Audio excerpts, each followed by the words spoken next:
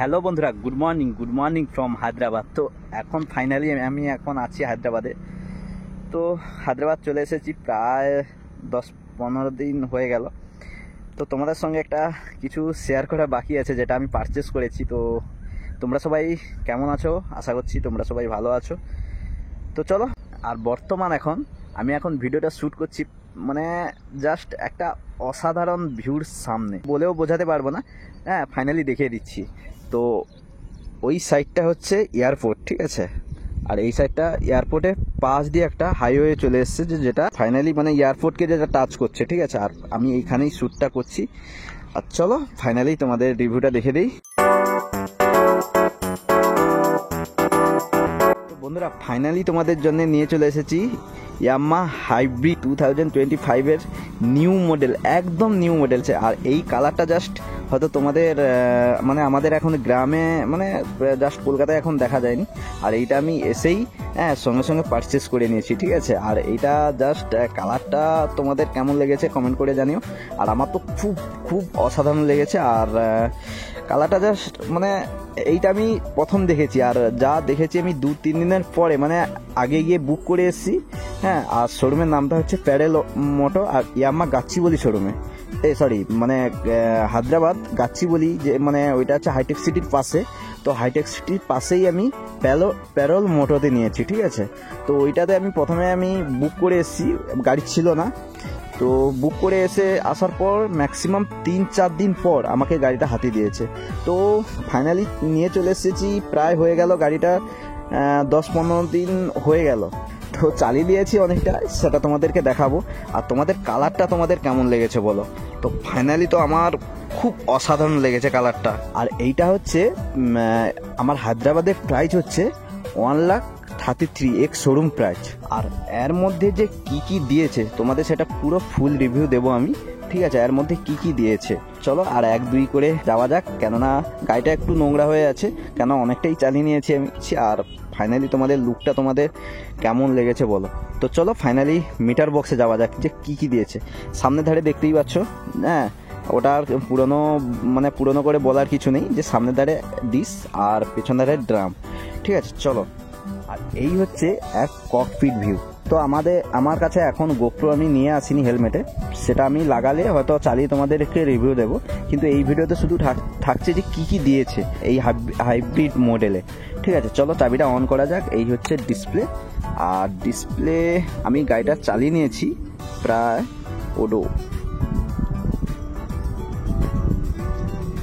তো ওডোমিটারে আমার হয়ে গেছে 3,505 কিলোমিটার। আমি অলরেডি চালিয়ে নিয়ে দেখতেই পাচ্ছ যে কত গাড়িটা ছুটেছি, ঠিক আছে। তো মোটামুটি একটা এক্সপিরিয়েন্স হয়ে গেছে যে। আর এখানে আছে অটো স্টার্ট। কিছুক্ষণ হয়তো তোমরা যদি ট্রাফিকে পড়ো, অটোমেটিক সাইলেন্ট স্টার্ট যাকে বলে, অটোমেটিক স্টার্ট বন্ধ হয়ে যায়। আবার হালকা করে এক্সিলেটারটা যখন ঘুরাবে তখন স্টার্ট হবে। আর এই হচ্ছে মিটার। আর ওডোমিটারে 3,505 কিলোমিটার।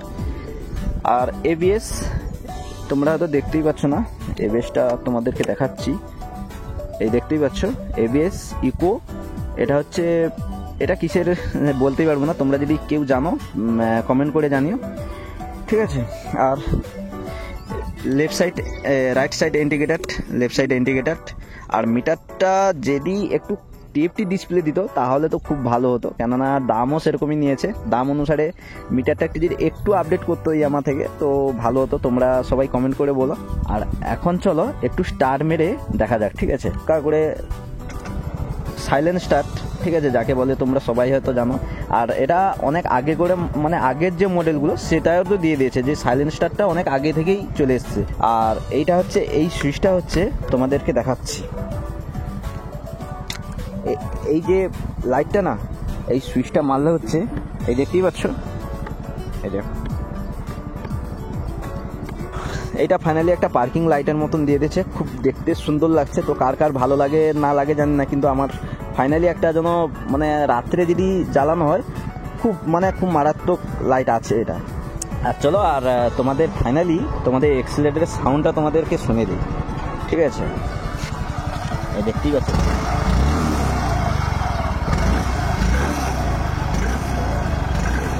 তো ফাইনালি এক্সিলেটার সাউন্ডটা। আর গাড়িটা প্রচুর গাড়িটা প্রচুর নোংরা হয়ে আছে, সে তোমরা কিছু মনে করবে না, হ্যাঁ প্রচুর নোংরা হয়ে আছে। আর এটা হচ্ছে হাই বিম লো বিম, তোমরা তো দেখতেই পাচ্ছ, এটা হচ্ছে লেফট আর রাইটে ইন্ডিকেটার, আর এইটা হচ্ছে হরেন, তোমরা দেখতে পাচ্ছ এটা হচ্ছে স্টার্ট, আর ওইটা যে সুইচটা আমি তোমাদেরকে দেখালাম এটা, আর হচ্ছে অটো, মানে অটো যদি এটা চালু রাখো ওই কাজটা করবে, যেটা হচ্ছে সাইলেন্ট স্টার্ট, অটোমেটিক বন্ধ হয়ে যায়, অটোমেটিক চালু হয়ে যায়। হ্যাঁ, আর এটা যদি অফ করা যায়, হ্যাঁ সেটা আর হয় না, স্টার্ট থাকবেই মোটামুটি, কোনো ট্রাফিকে যদি দাঁড়িয়ে থাকো স্টার্ট থাকবে, ঠিক আছে, এটা সবসময় আমার চালু থাকে। তো এবার আসি হ্যাঁ আসল জিনিসে, এই যে 3D লেখাটা, হ্যাঁ তো এইটা অসাধারণ লাগছে। তো আমার কাছে একটাই নেগেটিভ হয়ে যাচ্ছে, এটা মানে কি বলবো, ইয়ামাহা লেখাটা দিয়েছে ঠিক, মডিফিকেশনটা ঠিক করেছে, কিন্তু বেশিক্ষণ থাকবে না, এটা বেশি দিন থাকবে না, কেন তোমরা দেখতেই পাচ্ছ, হ্যাঁ এইটা উঠে যাচ্ছে। হ্যাঁ ইয়ামাহা এইটার জন্য হয়তো এক্সট্রা হয়তো 5,000 টাকা নিয়ে নিয়েছে এইটার জন্যে, কিন্তু এইটাতে ভালো মতন লক্ষ্য করলো না যে এইটা কিছু একটা আঘাত পেয়ে উঠে যাচ্ছে, ঠিক আছে। আর এটা হচ্ছে দু সাইডে যে রেজেডার বলে 3D তে লেখা আছে, আর 125cc তোমরা তো দেখতেই পাচ্ছ, দুপাশেই লেখা হয়ে আছে। আর তোমাদেরকে একটা কথা বলে দিচ্ছি, আমি জাস্ট আসার 10-15 দিন আগে, 10 থেকে 15 দিন আগে একটা ইয়ামাহা রেজেডার পারচেস করেছিলাম, মানে সেটা আমার একটা বন্ধু নিয়েছে। তো আমি সেখানে একটা জিনিস দেখেছি, আর এখানে যে আমি গাড়িটা নিয়েছি এখানে একটা জিনিস আলাদাভাবে দেখেছি। এই যে 1,33,000 টাকা যে রেটটা নিচ্ছে, তার মধ্যে কিন্তু ফি দিচ্ছে কি কি দেখো, এটা হচ্ছে ম্যাট, ঠিক আছে তোমরা দেখতেই পাচ্ছ, এটা হচ্ছে ম্যাট আর গার্ড, হ্যাঁ আর কিছু কিছু ফি ছিল আমার 2-3টে জিনিস, আর এটাতেও কোনো এক্সট্রা চার্জ আমাকে দিতে হয় না, আর গাড়িও এক্সট্রা চার্জ আমাকে দিতে হয় না, পুরো ফুল মিলিয়ে সব কিছু মিলিয়ে মোটামুটি এই চার্জটা আমার কাছ থেকে নিয়েছে। আর চলো, আর দেশ থেকে যারা যারা ভিডিওতে দেখেছো এই গাড়িটা কারা পারচেস করেছো, হ্যাঁ তোমরা প্লিজ কমেন্ট করে বলো। তো বন্ধুরা আর একটা জিনিস তোমরা হয়তো লক্ষ্য করতে পারছো নাকি বলতে পারছি না, তো ইয়ামাহা ইঞ্জিন থেকে ভাই কিকটাই, এই যে কিকটাই আউট করে দিয়েছে। তো এইটা হচ্ছে কিকের জন্য দিয়েছে এক্সট্রা, মানে এই একটা চিহ্ন দেখতে পাচ্ছ, এক্সট্রা মানে কিকের জন্য দিয়েছে। তোমরা যদি কেউ লাগাতে চাও লাগাতে পারো, কোনো অসুবিধা নেই। তো আমার এটা কিন্তু বোধ হচ্ছে হয়তো কোনো দিন যদি ব্যাটারি হয়তো কোনো জায়গায় যদি কোনো ডিফেক্ট চলে আসে, তো সেই জায়গায় আমি স্টার্টই মারতে পারবো না, তো ব্যাটারির উপরেই নির্ভর করছে। তো আর একটা কথা বলছি বন্ধুরা, সেটা হচ্ছে বিগ আপডেট, ঠিক আছে। ইয়ামাহা রেজেডারে যত স্কুটি আছে সেটা দিতে পারেনি, তো এটাতে দিয়েছে। এই যে পিছন ধারে সকাটা দেখতে পাচ্ছ, এটা হচ্ছে আগে ছিল ব্ল্যাক কালারে, মানে পুরোটাই ব্ল্যাক কালারে ছিল, তো এখন এটা করে দিয়েছে রেড কালার। তো এটা একটা দেখতে হ্যাভি লাগছে, ঠিক আছে। তো তোমাদেরকে দেখাচ্ছি, তো তোমাদের কেমন লেগেছে কমেন্ট করে জানিও। আর এটা আমার খুব খুব ভালো লেগেছে, কেননা ব্ল্যাকের উপরে রেড কালারটা ঠিক একটা চোখে পড়বে। তো দেখতেই পাচ্ছ গাড়িটা প্রচুর মানে পুরো নোংরা হয়ে আছে, সাফ করতে হবে আমাকে। তো বন্ধুরা লাস্ট একটা গুরুত্বপূর্ণ ইনফর্ম রয়ে গেছে, সেটা আগে বলার দরকার ছিল। তো চলো সিটটা ওপেন করা যাক। আর ফাইনালি ডিগিতে অনেক কিছু পড়ে আছে, তোমরা দেখতেই পাচ্ছ। তো এটা হচ্ছে যেটা হচ্ছে অয়েল ঢাকন, ঠিক আছে, লেখা হয়ে আছে E20 BGP, কিন্তু এর ভেতরে দেখো, এই দেখতেই পাচ্ছ ভাই E25, ভাই ইয়ামাহা কত ফাস্ট দেখতে পাচ্ছ। তো কোনো গাড়িতে তোমরা লক্ষ্য করতে পারছো যে E25-এর এটা মানে কোনো বাইকে তোমরা লক্ষ্য করতে পারছো। তো উপরে লেখা আছে E20, ভেতরে কিন্তু লেখা আছে G25, মানে G25ও পেট্রোল আসতে চলছে। তো ইয়ামাহা অনেক আগে ফাস্ট, অনেক আগে এগিয়ে চলছে, যেটা হোন্ডা বা টিভিএস বা হয়তো অনেক কোম্পানি স্কুটি এটা এখনও প্রোভাইড করতে পারেনি। তো চলো ফাইনালি তোমাদের লোকেশনটা তোমাদের কেমন লেগেছে বলো। তো ফাইনালি আমাদের গ্রামে হয়তো এরমই লোকেশনটা পাওয়া যায়নি সাধারণত লোকেশনটা দেখো, জাস্ট অসাধারণ ম্যান। হ্যাঁ তো চলো, আর ওই পাশে হচ্ছে সিটি, তো ওইদিকে যতই যাবে চারমিনারের পর হচ্ছে মেহেন্দিবাটানাম, অনেক সিটি আছে, ওই ধারটা সিটি, আর এই সাইডটা হচ্ছে আউটসাইড, মানে আউটসাইডেই হচ্ছে শামসাবাদটা হচ্ছে ওই সাইডে, আর এয়ারপোর্টটা হচ্ছে ওই সাইডে।